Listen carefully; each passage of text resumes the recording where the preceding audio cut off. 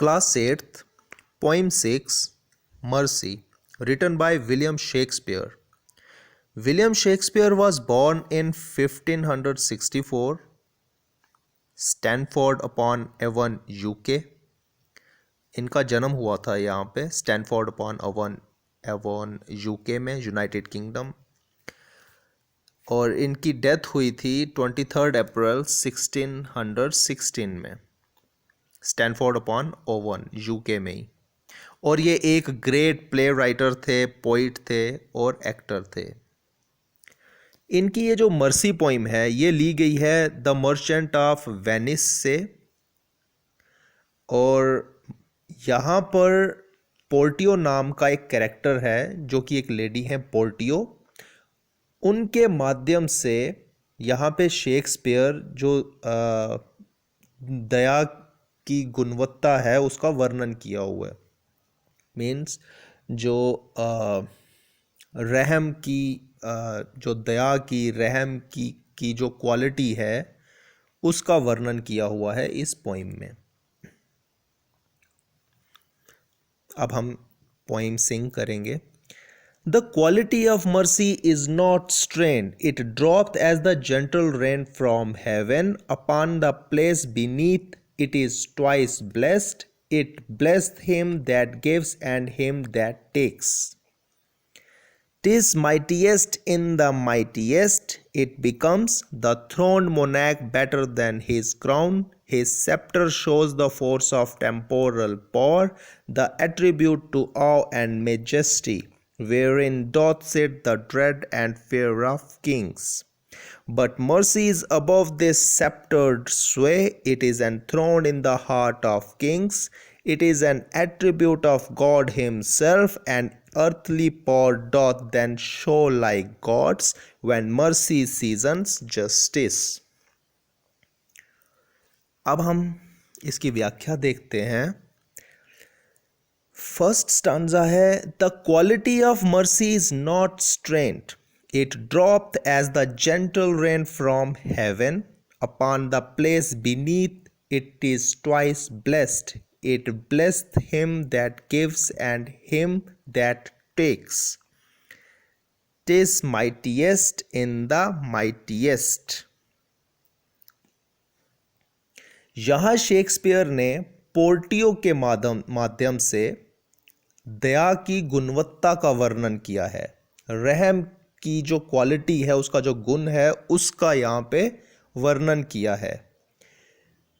पोर्टियो कहती हैं कि दया मानव हृदय की गुणवत्ता है। जो रहम है वो इंसान के दिल की एक क्वालिटी है, उसका गुण है। ये स्वाभाविक रूप से दिल से निकलती है। जिस प्रकार पृथ्वी पर आकाश से हल्की बारिश होती है, जैसे कि आसमान से बारिश होती है, हल्की बारिश होती है, उस तरह से ये जो दया है, ये जो रहम है, ये इंसान के, मानव के दिल का एक स्वाभाविक रूप है। Upon the place beneath it is twice blessed.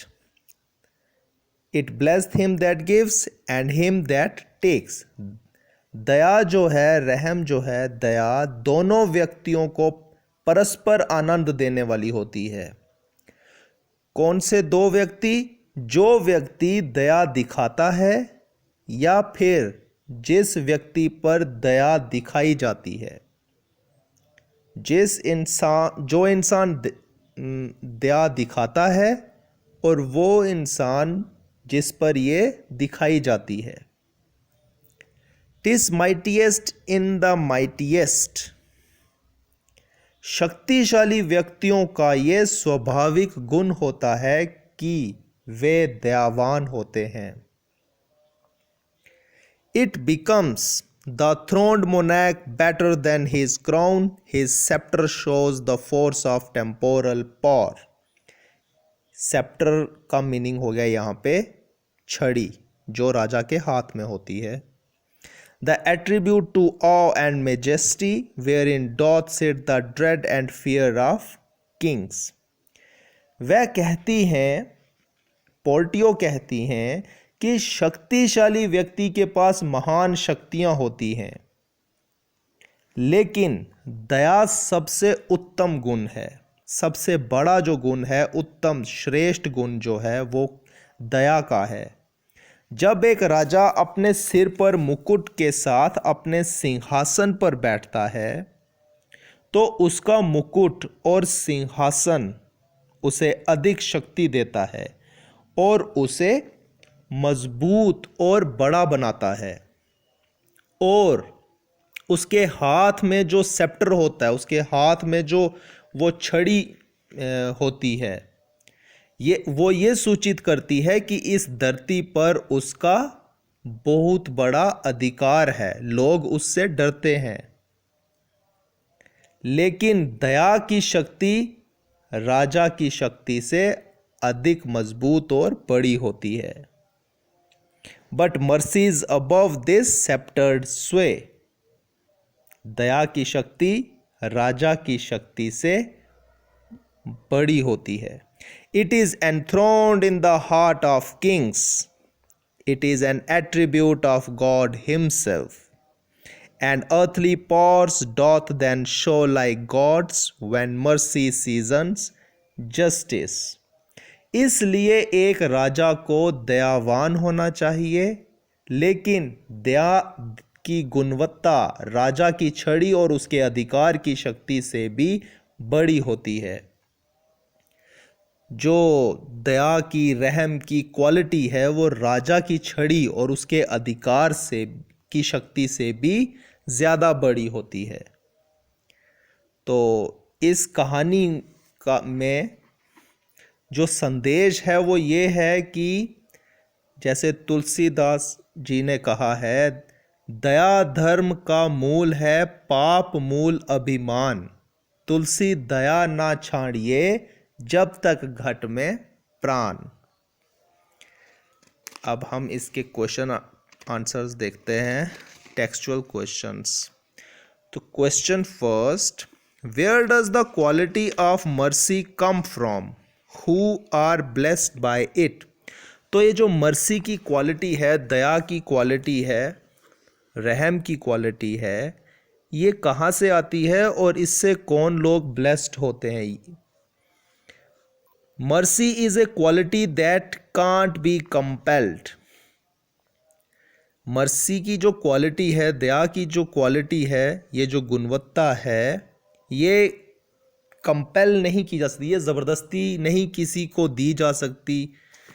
It comes naturally from the heart of A merciful person. ये नेचुरली आती है एक दयावान व्यक्ति के हृदय में, उसके दिल में। It is a double blessing, और ये डबल ब्लेसिंग होती है, ये दोहरी ब्लेसिंग है, आशीर्वाद है ये। It blesses both the giver and the taker. और ये देने वाले को और लेने वाले दोनों के लिए ब्लेस है, ब्लेसिंग है। Question 2, how is mercy better than the crown of the Kings.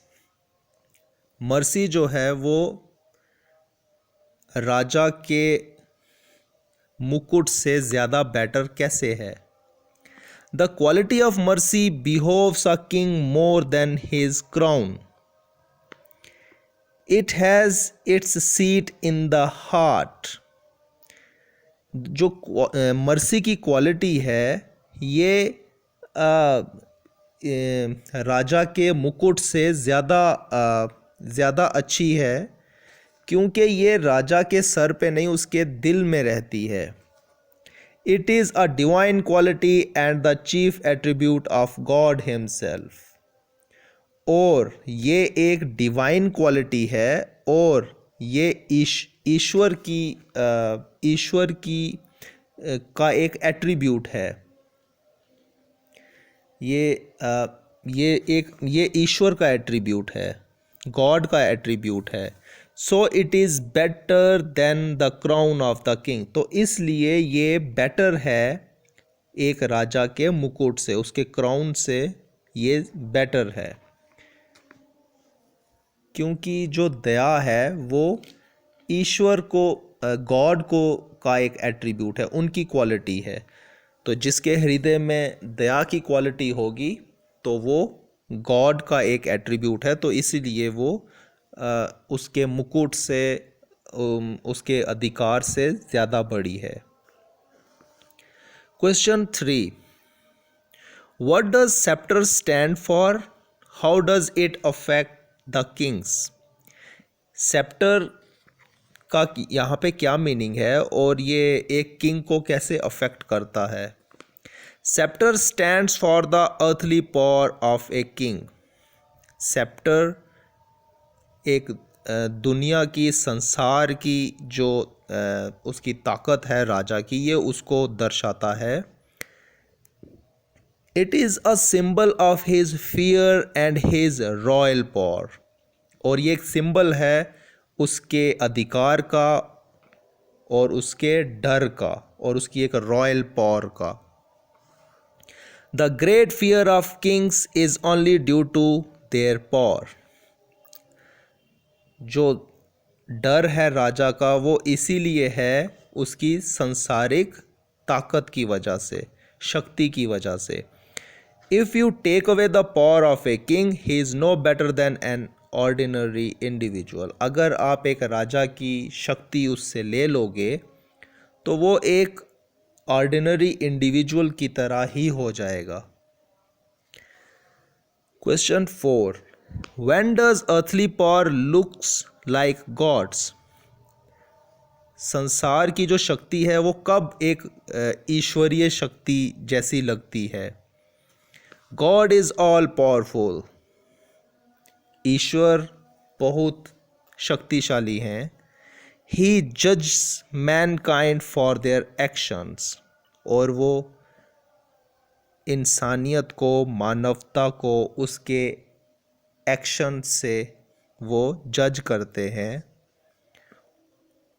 But he always seasons his justice with mercy. लेकिन वो हमेशा दया की दृष्टि से सबके साथ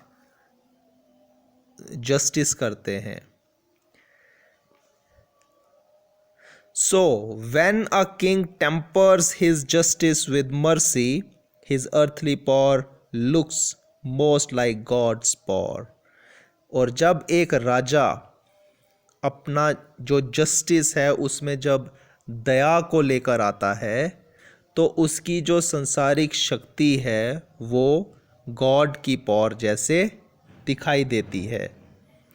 question 5, how is mercy above the sceptred sway? Mercy जो है वो किस तरह से सेप्टर्ड स्वे है?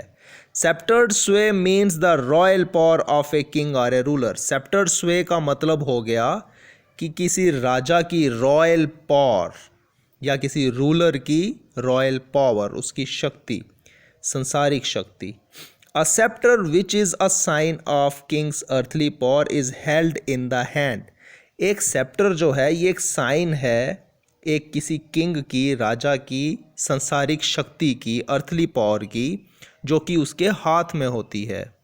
But mercy which is a quality of God himself lives in the heart. लेकिन जो दया है, मर्सी है, वो क्वालिटी है गॉड की, ईश्वर की, और वो वास करती है हृदय में, दिल में। The sceptre means the pride of power but mercy means the love of Mankind. Sceptre का मतलब हो गया अभिमान, शक्ति का, लेकिन मर्सी का मीनिंग हो गया, दया का मतलब हो गया प्यार, इंसानियत के लिए, इंसानों के लिए प्यार, दिल में प्रेम, दिल में। Surely mercy is far above the sceptred sway. तो इसलिए जो मर्सी है, दया है, वो बहुत अच्छी है और बहुत ऊंची है सेप्टर्ड स्वे से। Question 6, what happened when mercy seasons justice? क्या होता है जब मर्सी जो होती है वो जस्टिस के साथ मिल जाती है। When mercy seasons justice, that is when a king seasons his justice with mercy, he becomes most like God. जब मर्सी जस्टिस में शामिल हो तो एक जो किंग है वो अपने जस्टिस में जब मर्सी को शामिल करेगा तो वो गॉड की तरह हो जाएगा, ईश्वर की तरह हो जाएगा। His people then worship him like a god, और उसके लोग उसको ऐसा मानेंगे जैसे कि वो गॉड ही है, गॉड की तरह उसको वर्शिप करेंगे, उसकी पूजा करेंगे। Now language work. It dropped as a gentle rain from heaven. Mercy has been compared to gentle rain using the word as. तो मर्सी को इस लाइन में कंपेयर किया गया है जेंटल रेन के साथ एज वर्ड यूज करके। A comparison using the word as and like is called a simile, while a comparison not using these words called a metaphor.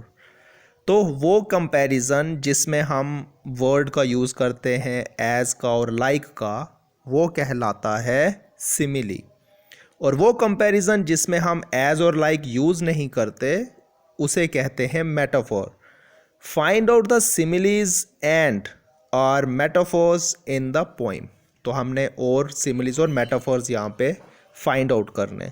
So similes, it dropped as the gentle rain from heaven. तो यहाँ पे हमने as का use किया तो ये एक simile है। Second is an earthly power doth then show like God's, और यहाँ पे हमने लाइक का यूज़ किया लाइक गॉड्स, तो ये भी एक सिमिली हो गई। अब मेटाफोर्स, द थ्रोन्ड मोनैक, तो ये एक मेटाफोर है। सेकेंड इज टेम्पोरल पॉर, तो ये भी एक मेटाफोर है।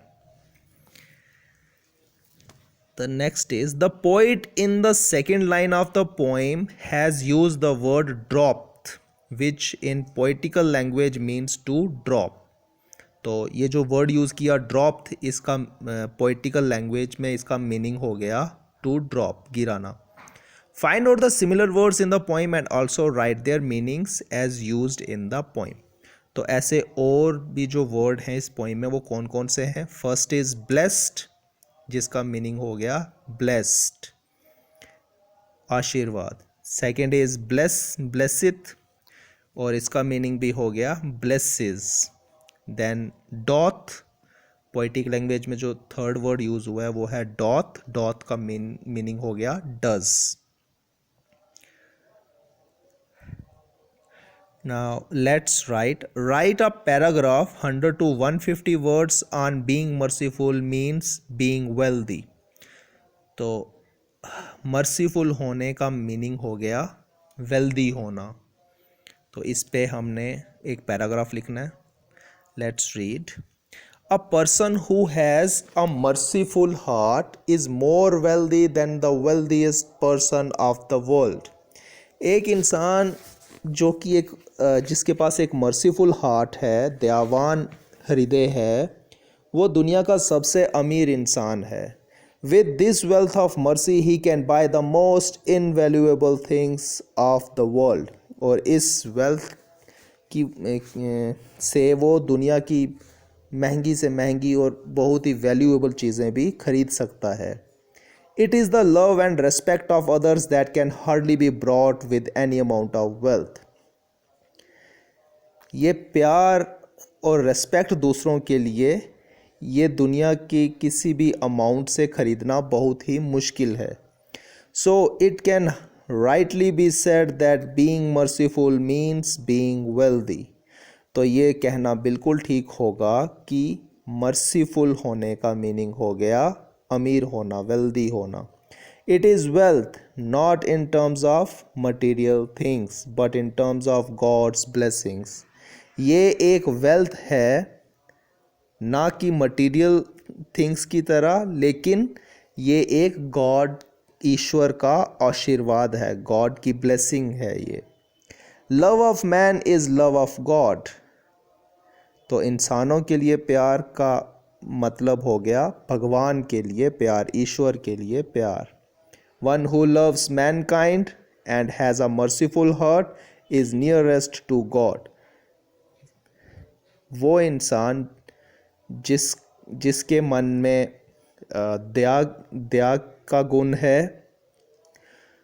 उसका एक मर्सीफुल हार्ट है, तो वो ईश्वर के सबसे नज़दीक है, सबसे पास में है ईश्वर के. What wealth on earth can lift man to such heavenly heights? और इन दुनिया में ऐसी कौन सी वेल्थ है जो एक इंसान को ईश्वर के पास तक ले जा सकती है.